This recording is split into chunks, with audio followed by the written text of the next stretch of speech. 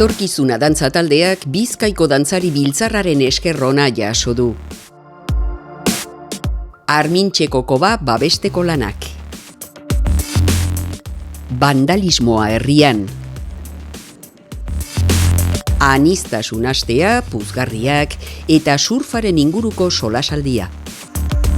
Alerta laranja haizearengatik eta olatu handiengatik. Asteburu honetan denbora txarra eta ikoso sakarra dukoguz, kasuen indikazioneri eta ez aurreratu bidean baino gehiago. Aurreko astean Bizkaian euskal dantzaren alde lan egiten duten pertsona eta taldei esker ona adierazteko ekitaldia egin zuen Bizkaiko dantzarien biltzarrak. Beste batzuen artean, etorkizuna dantza taldeak Lekitoko emakumeen aurreskua edo eguzki dantza mantentzeko egin duen lana saritu zen. Hau sariz oso importantea da gutzako, zaskanien rekonozimentu bat taldientzako. Taldien helburu bada bai olako dantza mantentzia. Eta honaz premizu honegaz, rekonozimentua eta ganera gutzako esperantza gehiago eta alegin gehiago itzeko aukeria bai. Eta hemendik aurrera lanian bardin segiduko eta honek ganera ilusio gehiagoaz rekonozimentu hau hartu eta gero. Belaunaldi ezberdinetako emakumeek dantzatzen duten eguzki dantza udako solstizioan egiten da eguzkiaren omenez. Egun soka dantza hau San Pedro egunean egiten bada ere, jatorriz San Juan egunean egiten zen 3 dantzaldiren bidez. Eguzkia irtetzean, eguzkia puntu altuenean dagoenean eta eguzkia izkutatzean. Hemendik aurrera eguzki dantza San Pedro egunean egingo da, eta San Juan egunean asteburuan denean. Sari honen bidez, Lekitoko etorkizuna dantza taldearen lana omentzen da eguzki dantza balioan jarriz. Zorionak.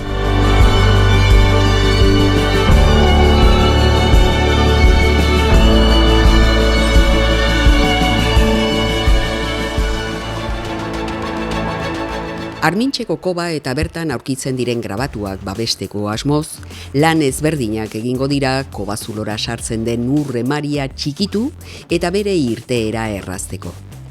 Gogora dezagun 2016an Armintxeko kobetan goi paleolitoko grabatuak aurkitu zirela. Irudi hauek gure arbasoen ondare dira eta garrantzitsua da hauek ondo mantentzea. Kobazuloa hirigunearen azpian dago eta ondorioz presio handiak jasotzen ditu. Hori dela eta neurriak hartu behar dira koba eta bertan aurkitzen diren elementuak babesteko. Lan hauek 3 fasetan egingo dira.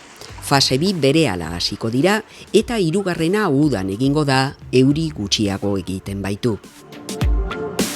Lekitoko udalak, Iturriotzek, udaltzaingoak eta ertzaintzak neurriak hartuko dituzte azken asteetan institutuaren eraikinean eta Larrotegi auzoan egondako apurketen aurrean.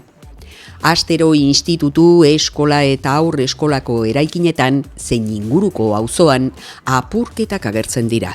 Kalte hauen aurrean neurri batzuk hartu dira jada, baina alere herritarrak arazo honen aurrean sentsibleak izatea eskatzen da. Baina ekintza bandalikoak ez dira gune horretan eta asteburuetara bakarrik mugatzen. Azken boladan besteak beste, plaza azpiko eta parkeko komuneko zakarrontziei sua eman zaie gauez. Atzo bertan adibidez. Hori dela eta herritarren laguntza eskatzen da ekintza bandaliko hauen testigu badira ertzaintza edota udaltzaingora deitzeko. Ekintza hauen aurrean zorroztasunez jokatu behar da. Bihar, abenduak 13, surfaren bilakaerari buruzko solasaldia izango dugu Kulturretxeko Azkoe Aretoan iluntzeko 7etan. Artzabal surf elkarteak antolatuta, Inigo Urdinaga surflariak bere bizipenak kontatuko dizkigu surfa eta paradisuaren artean dagoen aldearen inguruan hausnartuz.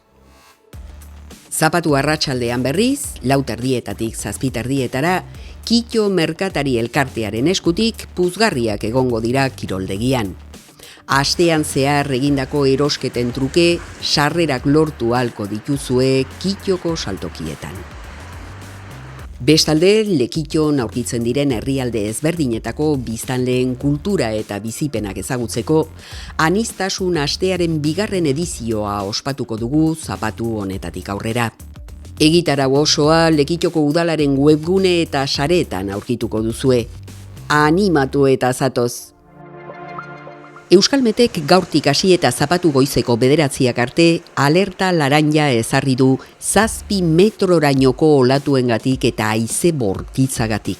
Britania handian kokaturik dagoen depresio gune sakon batek gogor astinduko du gure lurraldea gauerditik aurrera. Haizeak indarra hartuko du datozen orduetan eta haize boladak oso gogorrak espero ditugu. 120 km/h muga errez gaindituko dute. Ipar mendebaldeko haize bortitzak itsasoa asko zakartuko du eta 8 metrorainoko olatuak eragingo ditu. Horri itsasgora biziak gehitzen badiogu, kostaldean inpaktu handia izango dute olatuek. Momentu kritikoena goizaldeko 4:00 eta arratsaldeko 5 eta 4 emango da itsasgorekin batera. Zenbait puntutan itsasoak gainezka egingo du eta ondorioz gomendio batzuk kontutan izatea eskatzen dugu. Posible da, itxosuk portun urtetia.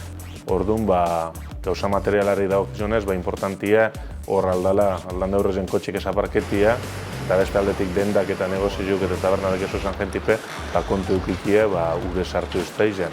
Gero beste aldetik, gauza personalari dagokionez, kontutan euki itxoso sakarra goneran, uretako kirolik ez tala enbiar, kontutan euki baikebe, navegazioa zingela urten, eta embarkazioa dekezu esenok, ondolotute dekezu esela bermatu.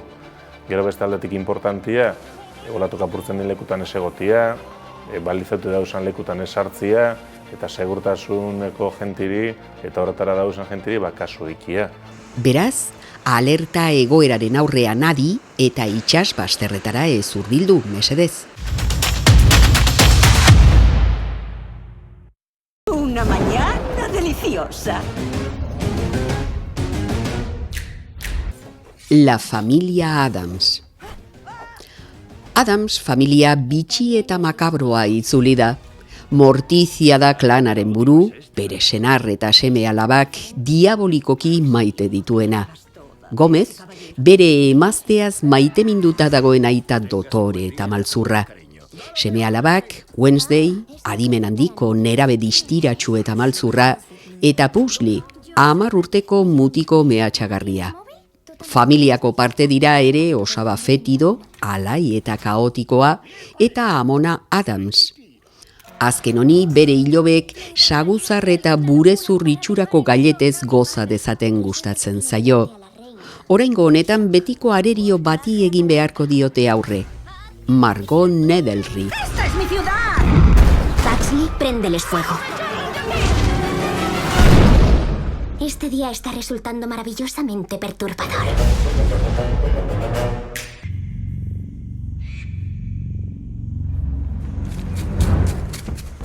Intemperie. Bere herritik ihes egingo duen aur batek bere bila dabiltzan gizonen oihuak entzungo ditu. Aurrean daukana lautada amaigabe eta idorra izan arren, zeharkatzea erabakiko du bizi izan duen infernutik urruntzeko. Iesaldian babesa eskaintzen dion artzain batekin egingo du topo. Hortik aurrera, ezer ez da berdina izango inorentzako. Tú tienes toda la vida por delante, niño. No la malgastes odiando.